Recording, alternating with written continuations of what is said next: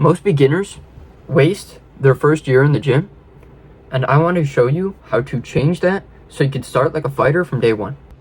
If I had a week to jumpstart my fight and strength training before ever touching the ring or going into a gym and being in a gym, here's everything I would do differently if I had just started. Also, I just wanted to let you know before we get into this video that I've been training martial arts for 15 years. I have a few boxing wins and a few karate tournament wins and some kickboxing stuff, and I coach at my local gym near me, and I live, love, and breathe martial arts and strength training. So, without further ado, let's get into the video. The first thing I would do is I'd only eat whole foods, and what that means is only eating things that you could either shoot with a bow and arrow or pick off a tree or bush. And now, that means single ingredient foods that are going to fuel your body and have you perform greater than you ever have previously if you haven't implemented this into your life.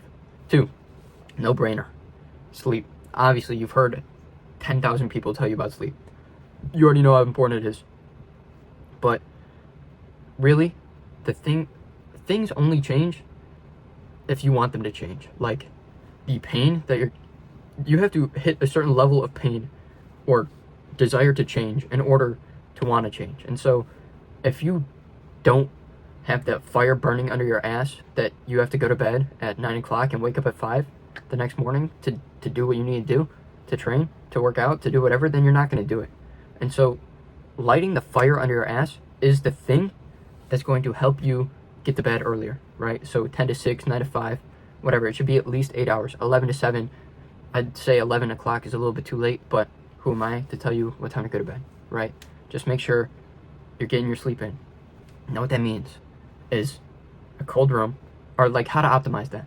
It's like a cold room, blackout curtains. Like you should be able to open your eyes at night when you're sleeping, or not sleeping, but like, and not be able to tell that you just opened your eyes. That's how dark it should be. Like your eyes are closed, okay? The next thing, a cold room. So they say like 60 to 65 degrees is best. And honestly, I agree with that. But like I sleep better when it's colder. And so if it's summer or it's warm where you live, either get an AC or get a cooled mattress, like one of those 8 sleep mattresses that cool your bed.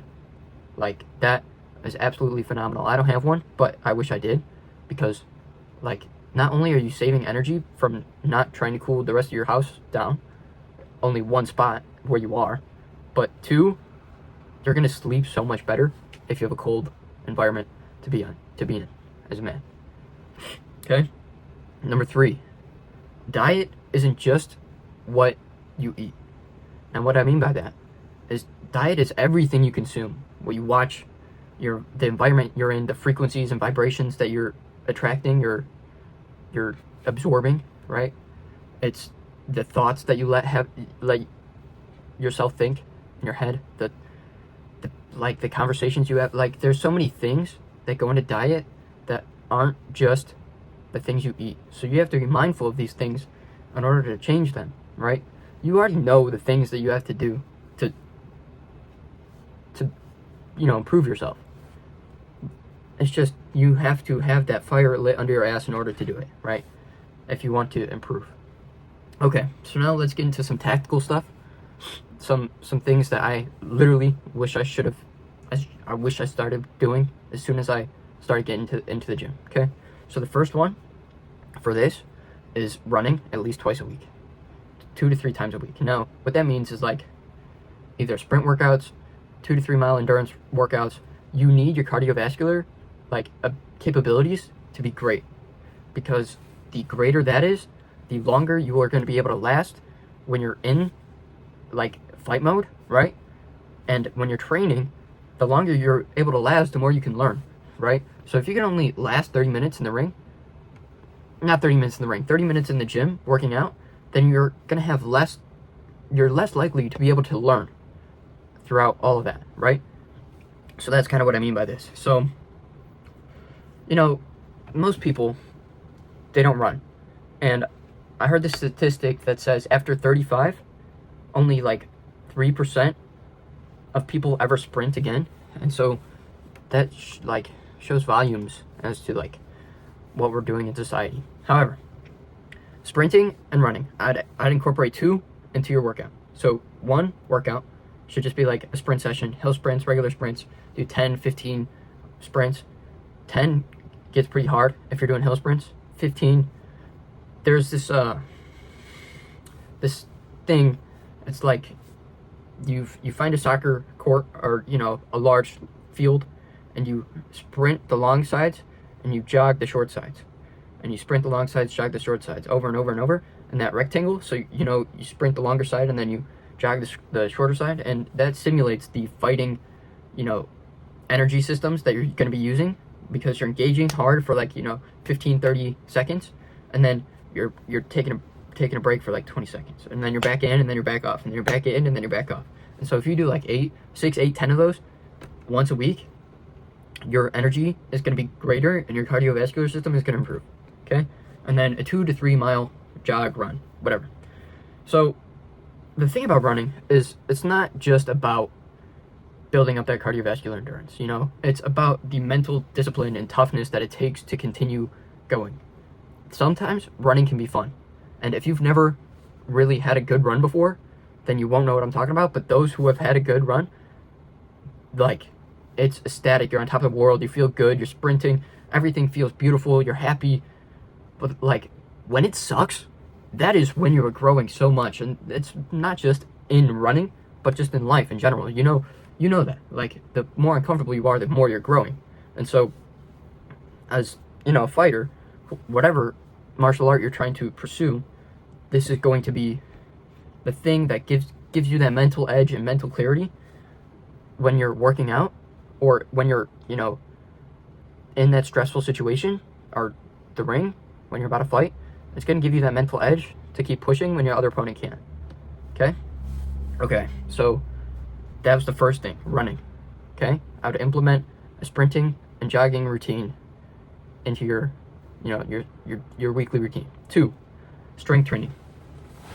In order to fight like a maniac, or be stronger, you have to strength train. And so that means explosive strength training, moving stuff fast with lightweight. That means heavy compound movements, which are going to increase your testosterone and really just increase your fighting ability and make hard work feel better. And that means hypertrophy, building muscle and growth, and building your body so your muscles are able to endure longer. So you need explosive movements, hypertrophy movements, and then strength movements. So that means super fast reps. It doesn't really matter the rep range as long as it's above 10. And then hypertrophy, they say hypertrophy should be from 6 to 8 or 8 to 12. That doesn't matter. It doesn't matter shit. As long as you're doing more than you were last time, that's hypertrophy. And then strength is 3 to 4 reps, and you're failing on the 4th rep. Okay? So what I would start implementing for that, so you're already running, you're sprinting, and then you're jogging, right?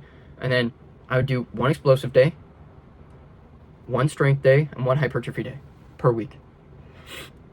So structure your routine like that.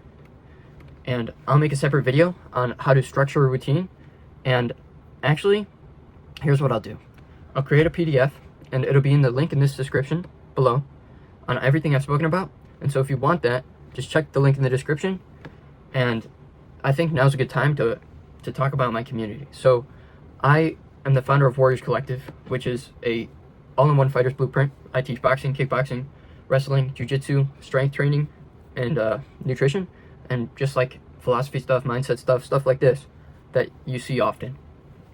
And if you're into that kind of thing, then I think you'll be into this community. And so check it out if you want to. That'll also be in the link in the description. If you find value from the PDF or this video, then you might like that video. Okay, now let's go into the next thing. The next thing is 1, focus on the fundamentals, the basics, the techniques, the foundation. If you don't have your foundation right, nothing else matters. So you have to have your stance right, and whatever you're doing, you have to have your guard right. So your stance is 60-40, your shoulders are rounded, your elbows are tucked, your chin is down, you're here, right? You're relaxed. So you've learned the hip rotation and how to twist and move, and that the more reflexive your muscles are, the greater your strength training is going, or not strength training, your strength is going to be, your power is going to be, your force is going to be when you're striking your opponent. When you are using these reflexive muscles and using your hips and grounding and power sourcing from the ground, that is foundation. That is fundamental to technique. So I'd work on that. There's videos I'm going to make on that, and I'll show you those too. They'll be at the end of this video. So the next thing from there is get a partner to hold focus mitts for you. Focus mitts are going to be the #1 exercise that you're going to be able to do to focus on your technique and your endurance work. It simulates a fight, and sometimes can be even more intense than a fight if you have the right person holding mitts for you. And the next thing after focus mitts is sparring, light sparring, because when it's light, you're learning what to do. When it's hard, you're learning what not to do. And so both have their place, but hard sparring is very difficult to improve on if you just started. So that's why I recommend light sparring at first and focus mitts. Get somebody to hold focus mitts for you that knows what they're doing, and then have a sparring partner to go light, and then practice your foundation, your fundamentals, your basics. Those are the 3 things that you need to do technically to be proficient and get good fast. Okay? And now the next thing is bag work. Bag work is going to be less important than most people make it out to be, because you're not working on defense. You can't really visualize your opponent punching you and you're going to slip and counter or whatever it is that you're going to be doing. So what I recommend is do like 6 to 10 rounds of bag work, so like 30 minutes a week. And unless you're trying to get some aggression out, it's going to build your testosterone. And if you're working on like your endurance stuff, then that is a great endurance, exercise for you. But focus on focus mitts and light sparring. Next thing that you definitely have to do is record your shadow boxing. So whether you're boxing, kickboxing, or really doing any striking, the greatest thing that you could do is record yourself, because not only will you see your mistakes easier than you do when you're just looking at yourself in the mirror, or not even looking at yourself in the mirror at all and just trying to go off of feel, but also you'll be able to rewind and fast forward like everything you're doing wrong and like nitpick all of your technique work, so you could just like absolutely hammer it in and nail it down. But also, additionally, on top of all that, you can get other people to see things that you won't, like through this video. I'll give you an example. You didn't see your hip was coming out and your shoulder wasn't coming to your chin on your video feedback, and you definitely didn't feel it. So you send it to the community, our Warriors Collective. We'll review it and then like give you the step-by-step guide of everything you're doing wrong and the things you need to focus on the most in order to improve. And so I think that is like one of the greatest things that you could be doing, even when you're not inside the gym. I could start shadowboxing right now behind me and like review it and send it to the community, and then the community guys will be like, hey, this is everything you're doing wrong and here's how to fix it. And like that is the best way to improve, really. So here's everything we've went through so far. There's eating whole foods, changing your diet and sleeping right. So not just diet as in what you eat, but everything else that you consume. And then there was also sprinting and jogging, like 10 sprints per session and 2 to 3 mile jogs. And then we had explosive training, strength training, and hypertrophy training. And then we had focus mitt work. Then we had light sparring, and then heavy sparring once you're ready for it. And then bag work, doing like 10 rounds a week, because if you do more than that, you're not really working on defense, and you're only going to be working on offense, which isn't a bad thing. And you're also going to be increasing your cardiovascular and like the muscles that you use when you're fighting. So that's a good thing. But anything more than like 10 to 15 rounds, it's just kind of getting excessive. And then on top of that, we just talked about recording your shadowboxing and shadowboxing, right? So those are some main things that I would do if I just started fighting, that I think you should incorporate in order to improve and level up so much faster than anybody else in your gym, or really anyone else just in general, to be honest. So I think those are the main things that I would do. And if you found this helpful and valuable, then I think you'd find the community that I've been talking about this whole video to be very informative and very valuable to you. And so it's free right now, and it's going to be in the link in the description. And so if you're interested in that, check it out. Anyways, see you in the next video. Peace.